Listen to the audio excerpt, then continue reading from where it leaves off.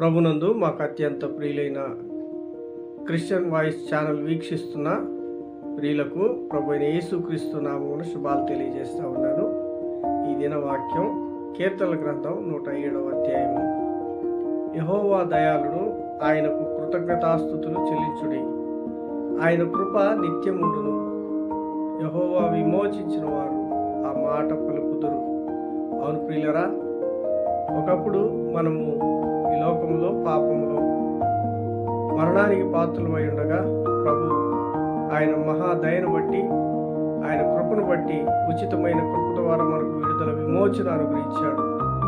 అందును బట్టి మనము ఈ దినం మన ప్రభు దినంలో ఆయనకి కృతజ్ఞతాస్తుతులు చెల్లించబద్దులమైన. God bless you. దేవుడి మాటలు మన ఇంట్లో దీవించుగాక.